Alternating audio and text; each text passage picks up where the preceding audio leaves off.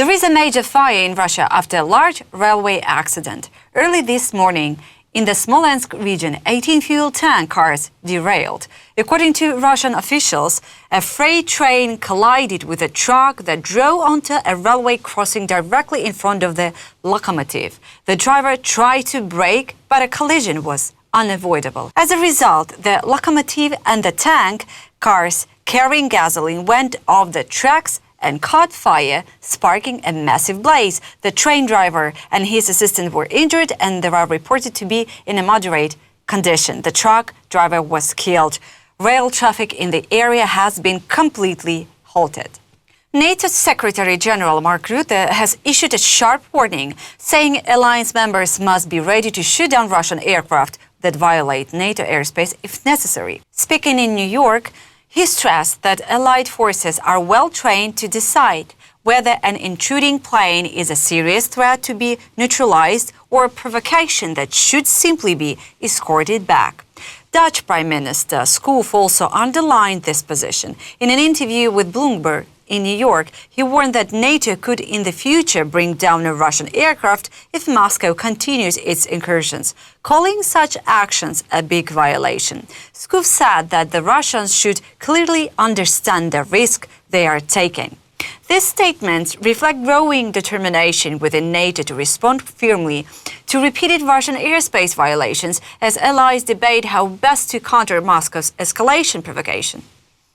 And in Denmark, the tension is also growing. For the third time in just a few days, drones were reportedly spotted near Aalborg Airport, forcing authorities to close the airspace once again.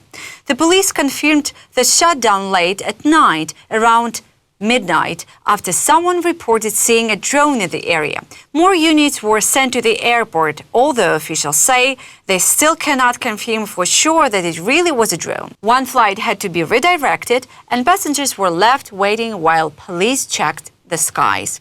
As the duty officer explained to Danish media, it's not easy to tell under a starry night sky what exactly people have seen, so every case needs to be verified carefully. This string of incidents has left many asking if Russia's hybrid war tactics are now expanding deeper in NATO territory, from military airspace violations to drone scares that shut down civilian airports. And while NATO is busy reacting to daily provocations in the air and on the ground, the Netherlands is warning about the bigger picture. Dutch Defense Minister Ruben Brekelmans said Russia is shifting fully onto a war footing, producing more weapons and mobilizing more soldiers than it needs for the current war in Ukraine. He warned that by 2030, Moscow wants to be ready for large-scale confrontation with NATO. According to him, this shows that Putin has both the intention and the capacity to continue his imperial aggression.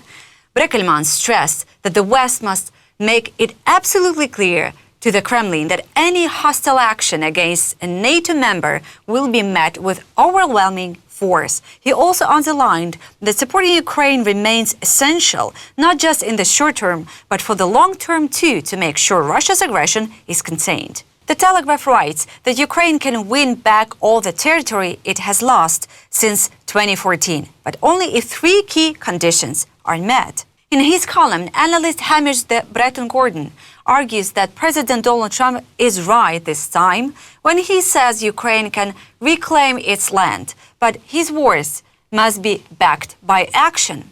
The article notes Trump's recent use of the phrase paper tiger to describe Russia, a term that points to something which looks powerful but is in fact weak. Ironically, the Telegraph observes it a description borrowed from China, Putin's supposed ally. According to this piece, the first condition is the creation of a non-fly zone, at least in western Ukraine, to shield civilians. With Europe's fleet of F-35 fighters, this could be enforced from outside Ukraine's skies, leaving no chance for direct clashes with Russian jets.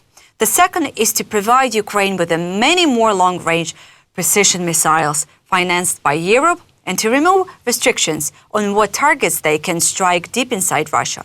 The Telegraph notes that Ukraine's own long-range drone and missile strikes are already effective, and with Western technology, their impact could multiply.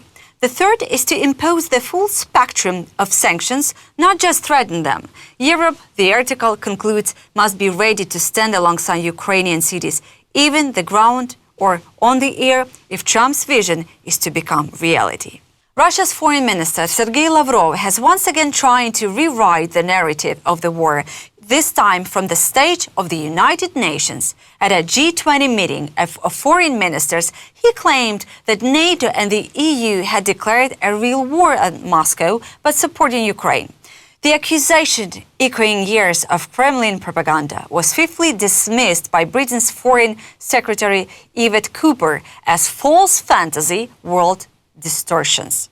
Lavrov ignored the obvious, that it was Russia which launched a full-scale invasion of Ukraine in February 2022, and that its forces still occupy roughly 20% of the country more than 3 years later. Instead, he repeated Moscow's talking points about Western provocation, even as Russian drones and jets continue to violate NATO airspace. The timing of Lavrov's words was also telling. Just days earlier, US President Donald Trump toughened his rhetoric, mocking Russia's stalled offensive and saying NATO allies should shut down Russian aircraft that intrude into their skies. Ukraine and some European leaders welcomed Trump's sharper tone, but others worry it may reflect an American push to leave Europe with the heavier burden of supporting Kyiv. Despite calls from allies, Trump has also so far held back from imposing sweeping new sanctions on Russia, preferring tariffs on India for buying Russian oil and weighing similar moves against China. This hesitation only sharpens the contrast between Lavrov's aggressive disinformation campaign and the West's uneven response. EU foreign policy chief Kaja Kallas warned that nothing in Russia's strategy has changed. Putin still seeks to subjugate Ukraine. Against this backdrop, Lavrov's UN speech was less a diplomatic statement and more a reminder of how far Russia is willing to bend reality, even as it wages an unprovoked war of aggression. That's all for now. For more content, please subscribe.